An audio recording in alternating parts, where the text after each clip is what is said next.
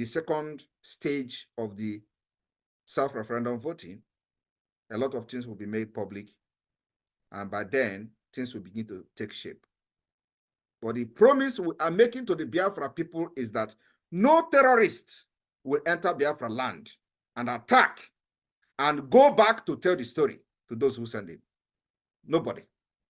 Not those in uniform, not those in ragtag, not the non-state actors, not the state actors.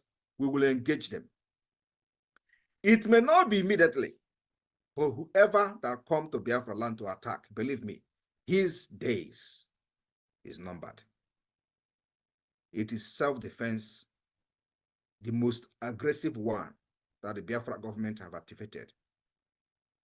Nigeria have killed us for ages. Nnamdi Kanu was broadcasting on Radio Biafra for many years, but because of criminals that surrounded him, they used the opportunity of Biafra, and when he called upon the people that want to fight for Biafra, many criminals embraced that call. After 8 years, he was crying for just 100 men. Nobody is talking about it anymore. There are millions of Biafrans following him, shouting, our leader, shouting Biafra, Biafra, and he was shouting 100 men. Today, you have seen the reason why he was shouting 100 men. Because almost all of them turned their back on Biafra. Almost all of them today are supporting Nigeria. Almost all of them today turn back to support those who killed them in Aba. The same people that were shouting, give us gun, we need bullet, we need gun, we need gun, today are shouting and supporting those who murdered them in Enugu. That was the reason Nnamdi Kanu was shouting for 100 men, because he couldn't see anybody. He saw that all of them are fake. When he make decision to stop election, these same people that call themselves DOS or IPOB today, which is IPOB Nigeria, there will be the same people go back to him to persuade him. After they have collected money from the governors, they will go back to him. You want to cancel election? You want to cancel election? You want to boycott election? You want them to tag us terrorists? If you boycott election, they will call you terrorists. I want to know, how can stopping election as a freedom fighting movement will make you become a terrorist? Is there any relationship between stopping election as a freedom fighting movement and terrorism? How does that amount to terrorism? When you just going to tell people to stay at home, how does that amount to terrorism? We did it. Did we take our word back? The answer is no. Did we stop the election? Yes, we did. Over 25 million people who registered for election, only 4 million people voted. 20-something million boycotted the election. Are we a terrorist? The answer is no. Are we the one who killed people in Lagos for election? Not us. It was the Nigeria state, the terrorist state of Nigeria, that committed act of terrorism during the election. And that is what we try to prevent our people from becoming a victim. And many who did not listen to us fall victim of this election, the past election. Those who were killed, did anybody remember them? The answer is no. Those who were butchered in Lagos, did anybody remember them? The answer is no. Did anybody compensate their family? No, the answer is no. Did anybody, those who lost their businesses in Lagos, that their businesses were burned to ashes, did anybody compensate them? The answer, till today, the answer is no. Now I ask you, who are the terrorists? But these people deceived Onyendu for many years. If not because of the glory of God, or Nnamdi Kanu, Biafra would have lost trust in him. Because there is nothing in this world like when a man says something and doesn't stand on by it. There has been many times they declared boycott election. At the dying minute, they will call it, because he was under pressure by the same people who was fighting Biafra with him. He never knew then that these people were all fake until the last minute when he said, I need 100 men. I cannot see any men here. He asked, which people am I going to go to war with? People don't understand. Those genuine people today may not understand what was going on. He was shouting for 100 men. Where there are millions of people, IPOB scattered all over the world, this man was shouting for 100 men. He couldn't find any 100 men among them. Today, I promised him that when he is coming out, he will have millions of Biafrans who are genuine. And he is coming out with the Biafra flag. Believe me, Nnamdi Kanu will be released in a very historic manner. And what they want us to do is to stop Biafra struggle and begin to fight for the release of Nnamdi Kanu in place of the Biafra struggle. Because we understand this very well. We defeated that plan. Many of them today is being used. That's why you can see some people who call themselves Jewish or whatever, they will gather in their number, they will write script and give them, say, oh, Nnamdi Kanu is not here. Just go and say, don't support a referendum because Nnamdi Kanu. So they want you to make, Nnamdi Kanu the fight that you have to be fighting. And today, we are killing the bird. We are killing many birds with one stone. Do you understand the point? As they hold him, we have proven to them that holding him will never stop Biafra. We also prove to them that holding him will become the most expensive thing.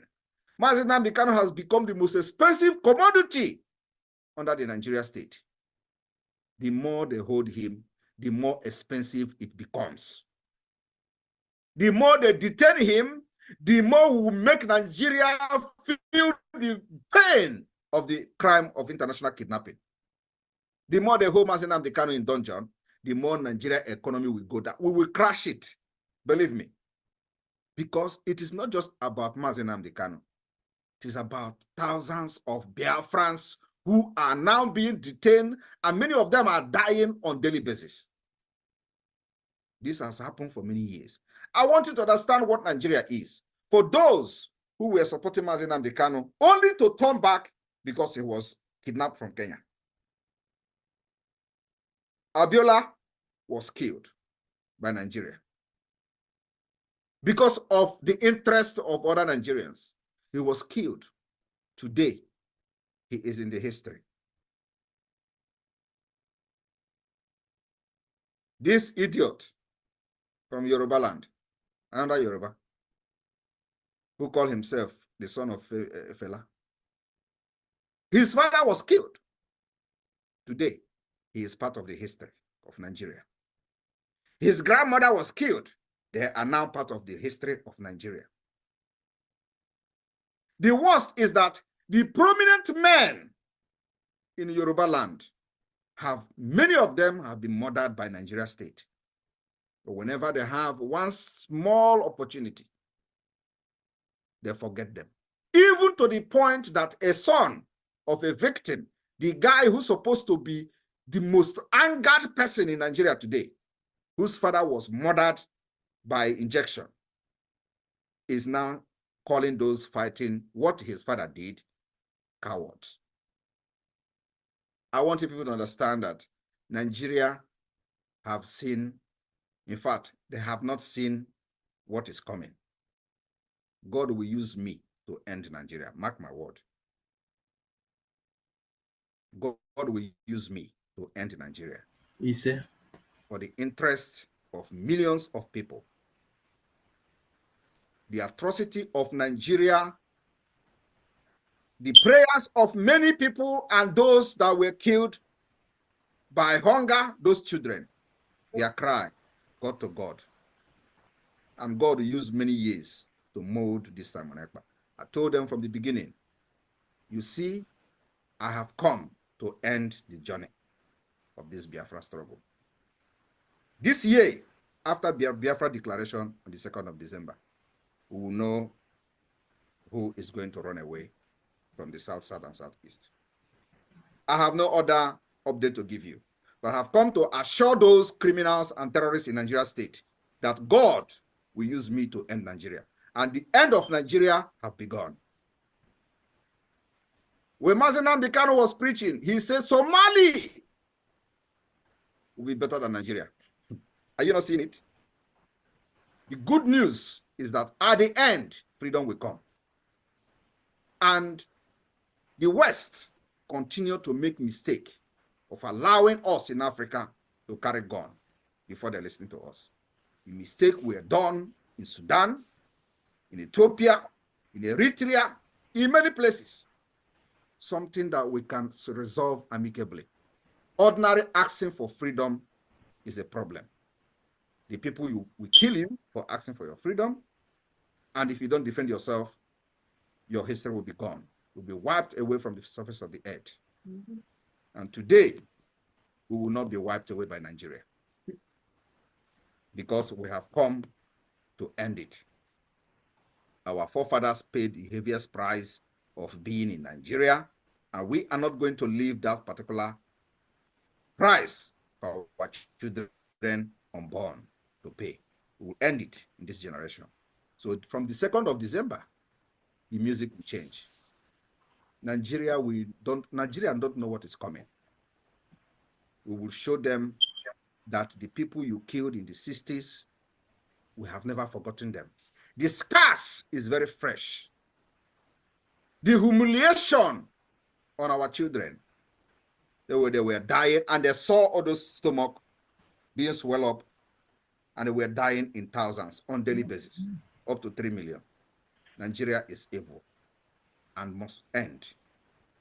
The only way to end it is when they come with AK-47, you bring your own AK-47. When they come with bomb, you bring your own bomb. Mm-hmm. It is fire for fire, gun for gun, until the world will listen to us. Mm-hmm. And that listening to us, they have ignored us for many years. Mm-hmm. This year will be the day, the year that the Biafra and our own cry will ring a bell to the highest level. Thank you, Biafrans in UK. Thank you, sir. Thank you, my lord. Let me promise one thing. You know, any place I go, I always promise.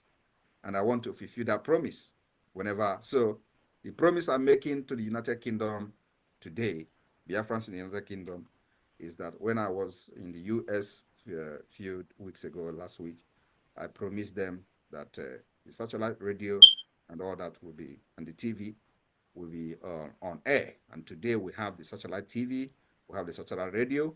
And what I promise and what I'm still promising here is that we will start, now we have tested the radio and it is working in Ebonyi State. We are going to start from the coastal Biafra to the hinterland. We already have some transmitters in the hinterland. So Akwa Ibom State, the former Akwa Ibom State, in the next 2 weeks, will have Voice of Biafra satellite radio all over Akwa Ibom.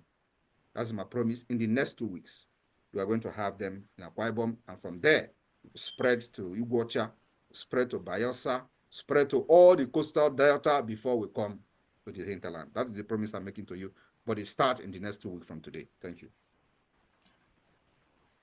There we go. Thank you, sir.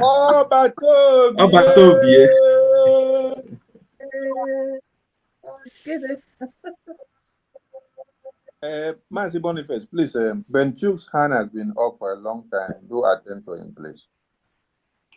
Yeah, we have, there is time for donations, but we are following the program.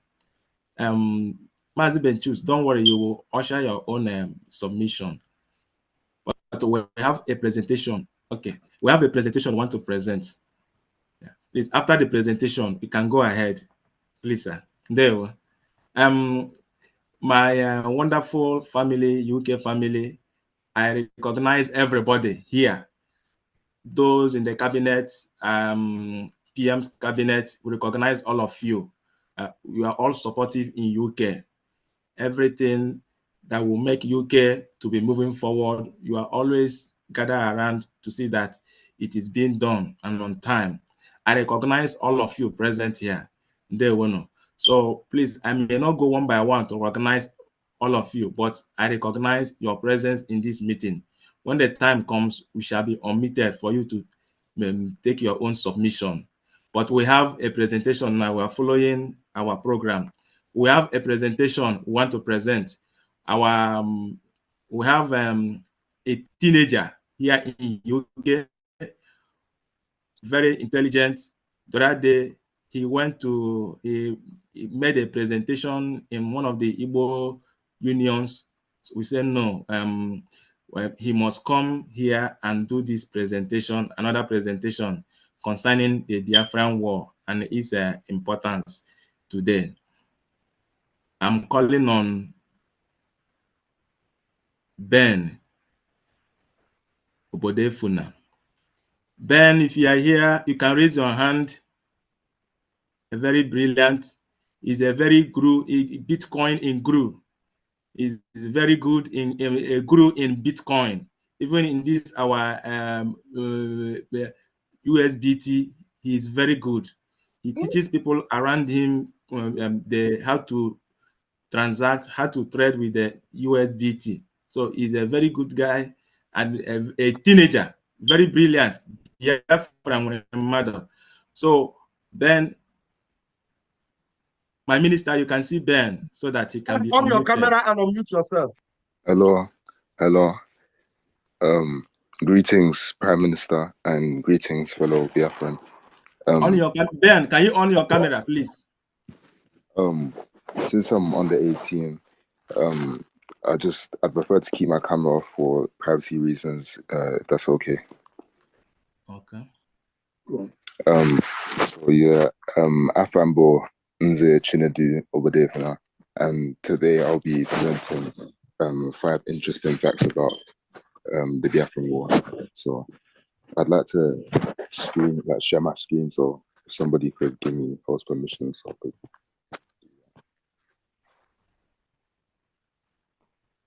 Okay. Give him a co-host, please.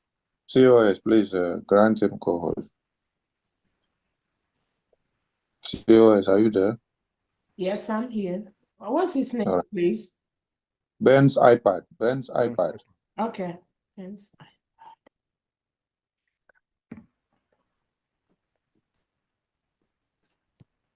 Okay, great. All right, done. Ben, you can go ahead. Okay. So.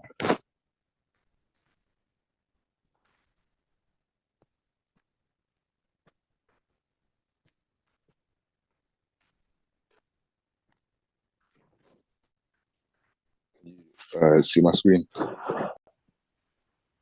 Ben, before you continue, please, I hope none of your content has any gory images, right? Yeah, there's no gory images. All right, right on. All right. Can you see my screen? Yeah. Okay. Very well. Very well. Okay. So the Biafran War. Quick overview. The Biafran War, also known as the Nigerian Civil War, took place between 1967 and 1970 due to ethnic and political divisions between Nigeria's Igbo-dominated southeast and the Hausa Fulani-led north. Colonel Odemegwu Ojukwu led Biafra to declare independence in 1967, which led to a military intervention by the Nigerian government, headed by General Yakubu Gowon. The conflict included intense battles, human rights violations, and a severe humanitarian crisis, with an estimated 1 to 3 million deaths from famine and disease.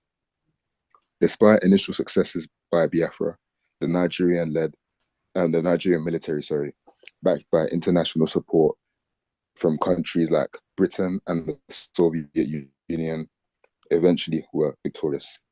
The war concluded in 1970 with Biafra's capitulation and its reintegration into Nigeria, significantly shaping the nation's political and ethnic dynamics of today. So, an introduction.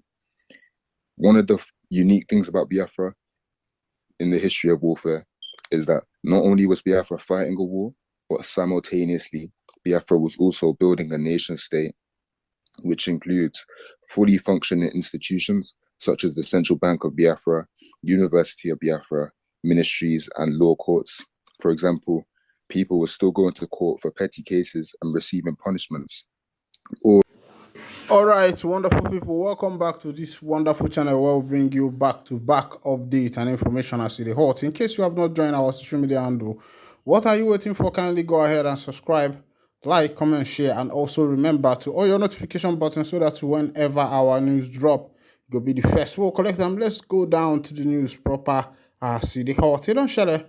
According to the matter where we say a day for my table.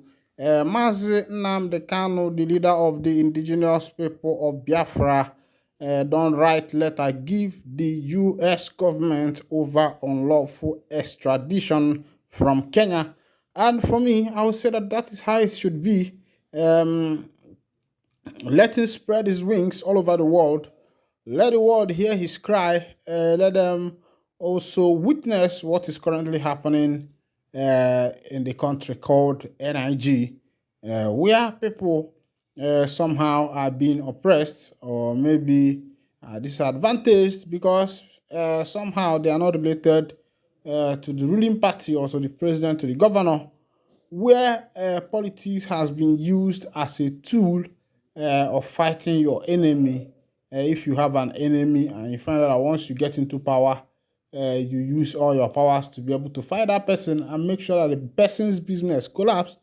That is the country we found ourselves. And some people might be wanting to know why Mazi Nnamdi Kanu secession bid, why even in the DSS detention he has refused to back down on his statement of freedom that he wants the people of Igbos, the Biafrans, to be free from the government of the NIG. Many people would be wanting to know, okay, what is actually happening? Now, can you by yourself analyze, give me analysis of today's NIG, where it looks as if everything has failed?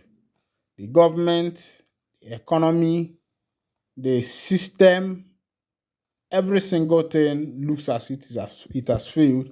The education system, the political system, the civil system, whereby corruption has become the order of the day. And a lot of people are asking questions: when are these things going to be over? And since 1999, or since the inception of the independence of the country called NIG, there has not been a proper hope, because immediately after the independence, people hoped that they were going to see better things than when the white man was here. And what they saw was opposite of what they anticipated, opposite of what they expected to happen. And when that happened, people lost hope. That was the first time people lost hope in the nation called NIG. And as time goes on, the military coup and the rest of them, people thinking that somehow the nation could be fixed. And when you look deep down into the motive of why people do the things they do in Nigeria, you will find that it is just for personal benefit and personal aggrandizement. Let's go down to the letter that Mazi Nnamdi Kanu wrote to the U.S. official concerning his unlawful extradition from Kenya to Nigeria. For officially and publicly acknowledging the unlawfulness of his extradition from Kenya to Nigeria in 2021, the leader of the indigenous people of Biafra, IPOB, Nnamdi Kanu, at the weekend expressed in writing his profound appreciation to the government of the United States of America, including its mission in Nigeria. Kanu's legal team leader, Aloy Ejimako, who confirmed this to The Guardian yesterday, said that the team acted on Kanu's behalf by making public his statement of appreciation titled, "Thank you, America officially and publicly acknowledging the unlawfulness of Nnamdi Kanu's rendition, stating that the US acknowledgement was a demonstration of diplomatic courage. Ejimako, who said that his team's attention was drawn to an official publication by the US government a few days ago, which was captioned 2023 Country Report on Human Rights Practices, Nigeria. He further said that the US government publication acknowledged that Nigeria's secret police had violated Kanu's rights during his arrest and extradition, and that Kanu was a victim of arbitrary arrest in June 2021. The legal team said it needs to be emphasized that this laudable position, which the US was waited for almost 3 years to take and make public, is surely well considered and thus important for two reasons. First, it affirms the case in chief we have adduced since June 2021 that Kanu was unlawfully rendition, not lawfully extradited, and these are two opposite concepts that bear the similar legal implication. The second reason was that it is expected that, coming from a respected and influential foreign power like the US, this public acknowledgement will likely encourage the government of Nigeria to also acknowledge that it had gravely violated Kanu's inalienable human rights by subjecting him to a horrendous extradition. To be sure, one way the government of Nigeria can come clean and acknowledge this egregious wrong done to Kanu is to banish any further temptations to impunity and summon its powers and directions under the Constitution to bring his prosecution to a close without further ado.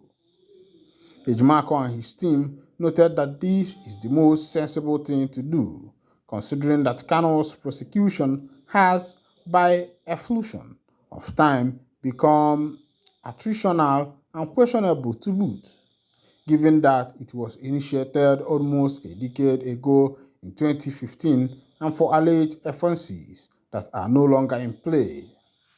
He added that there are other cogent reasons, including the open and notorious fact that it is becoming increasingly clear that the IPOB leader may never get a fair trial by dint of the grave complications created by his detention at the Department of State Service facility. My people, I don't see as it happen. That's one way they hear. No matter what we say, you consign ohanezendigbo one of Ndigbo. That the U.S. government have condemned Mazi Nnamdi Kanu's unlawful extradition from Kenya. They have come openly to say that what the NIG government did to him was a breach of his fundamental human right. Of course, every citizen has his fundamental human right, and also part of this human right we are talking about, or the United Nations Constitution on Human Rights, were also signed by Nigeria. So they themselves are party to this particular constitution, and that is to say that they are supposed to play along. But meanwhile, there are a lot of charges that have been leveled against Mazi Nnamdi Kanu, of which, if they follow it through the process, but of course, you know that these people are government, they are in power, they have, even when you have written to, what is it called, the US government, and the US government made their comment, Nigeria is still an issue, if I should use the word autonomous, but the right word to use is supreme state, who also makes their own decision. But I think if it is a country where the rule of law is in action, there wouldn't be a lot of complaints, because some of these things you are seeing will be tried by the rule of law. But here you find out that those who are in governance play hanky-panky with the rule of law. These laws and constitutions were made by them, and they are also the ones who are furthering this constitution and law.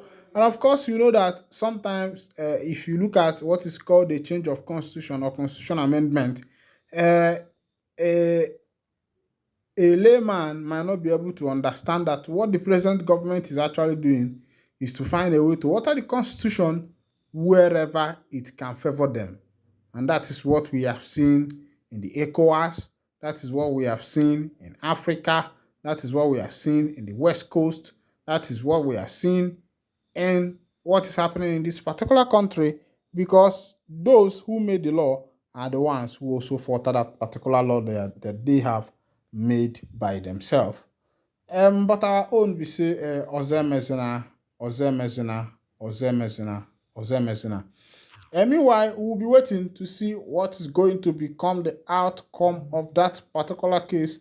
Will be see it concern the leader of the indigenous people of Biafra. As it be resetting the barometer of development in Southeast. This one is coming from Iwayan, with the president of Ohanezendigbo. He said that part of his vision is to reset the barometer of development in the southeastern part of Nigeria.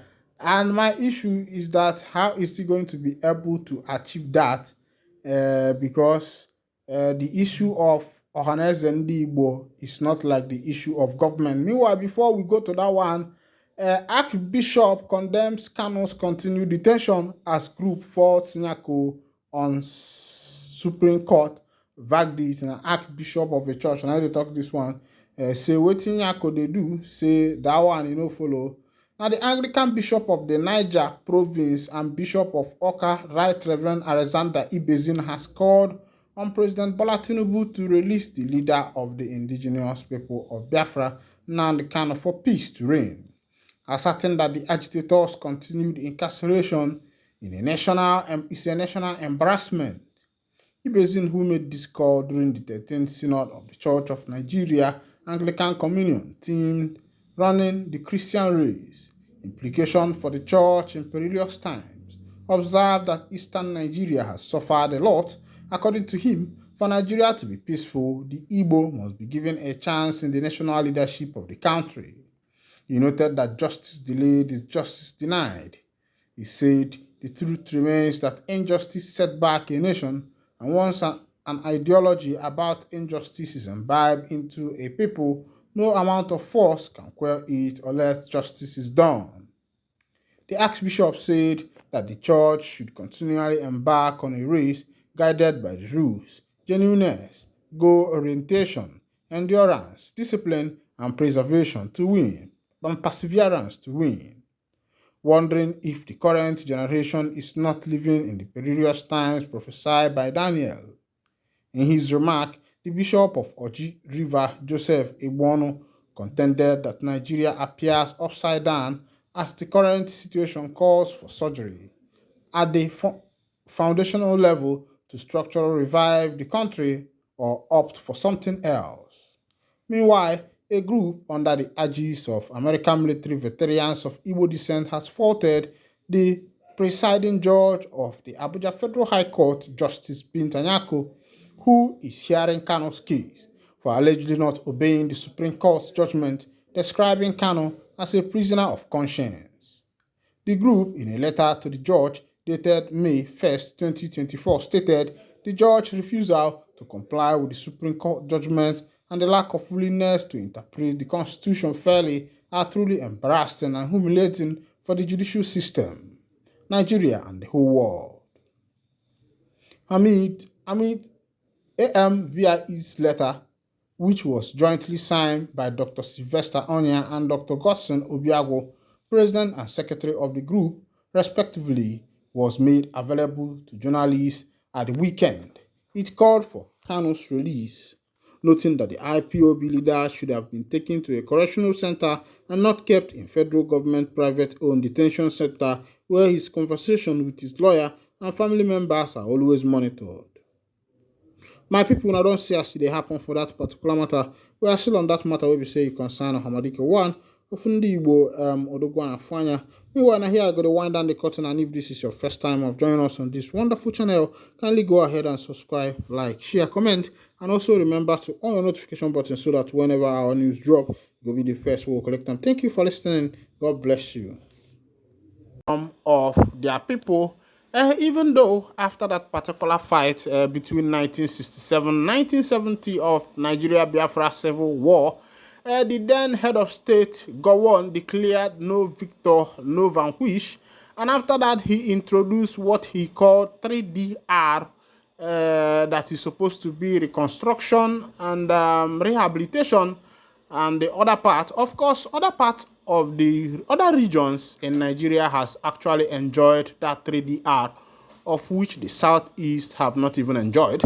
Now, look at the building of the railways and other highways that are being built, the coastal ways and the rest of them. You find out that the southeast have not actually benefited on all this rehabilitation, reconstruction, and the rest of that. And be that as it may, my question is, Yauruna person brother die maybe in war or something like that, is it now an anathema or a taboo for someone to commemorate his late brother, his late parent, or his late sisters or siblings who passed away in war?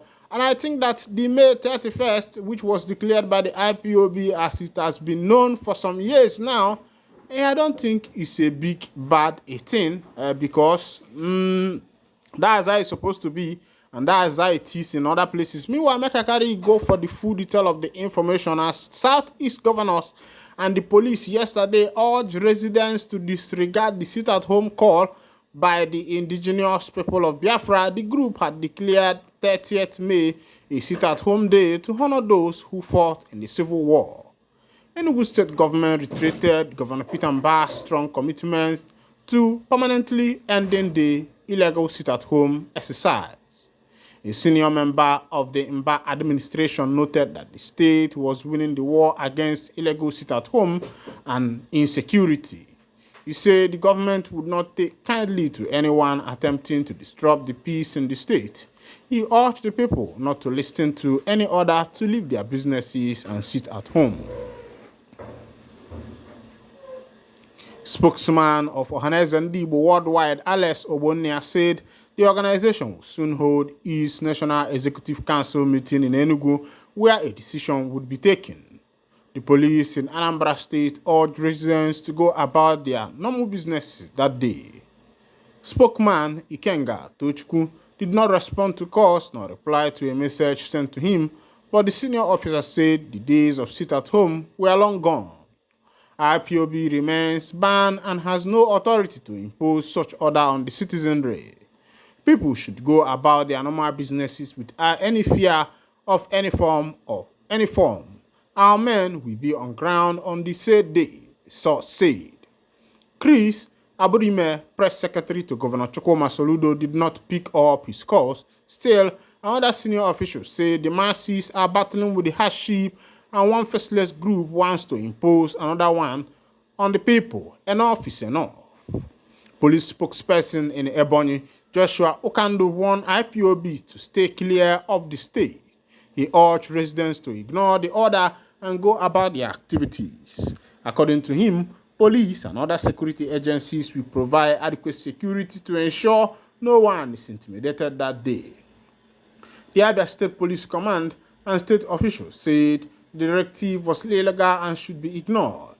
Police spokesman Maureen Chinaka and Governor Alex Oti spokesperson Okezie Oko did not respond to messages sent to them. Still, a senior government official warned that the state would take decisive action against enforcers.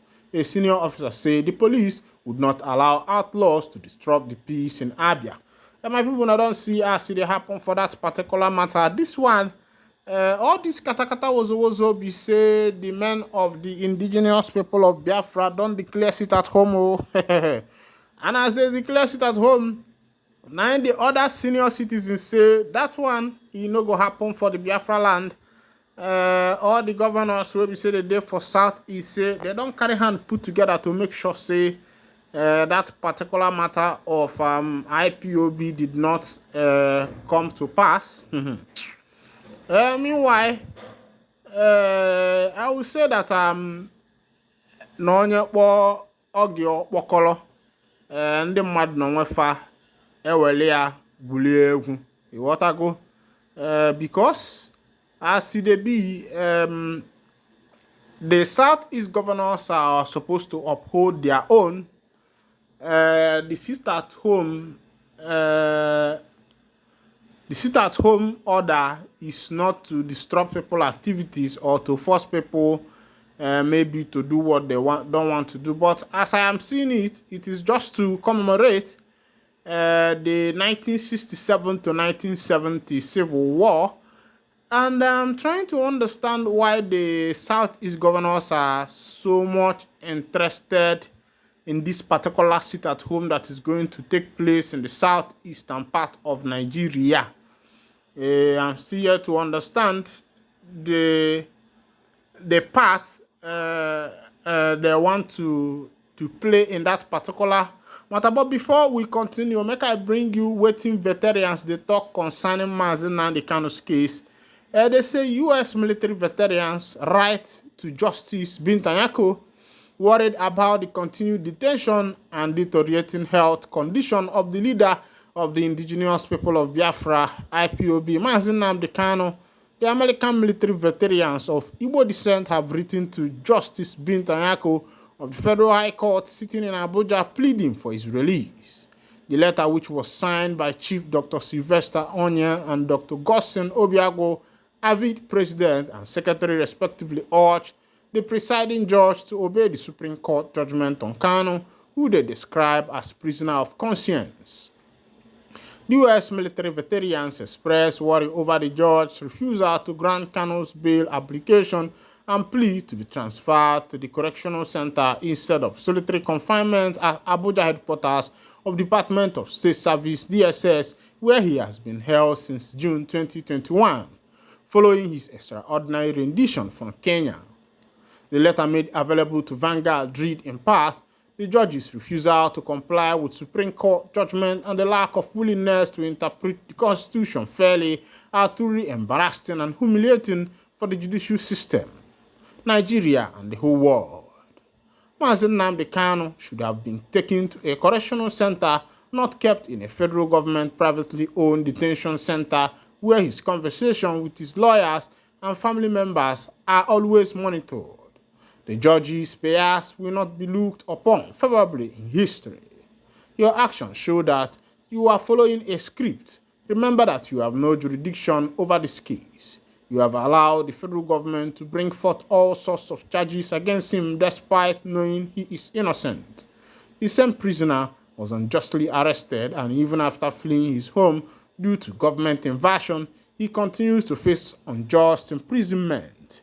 His parents were also subjected to physical, emotional, and mental torture leading to their deaths. Injustice to Mr. Kanu is injustice everywhere. Court of Appeal sitting in Abuja had last year discharged Kanu of all terrorism counts of charge against him by the federal government and ordered his immediate unconditional release. The federal government appealed the ruling at the Supreme Court, which held that Kanu's bail application should not be revoked.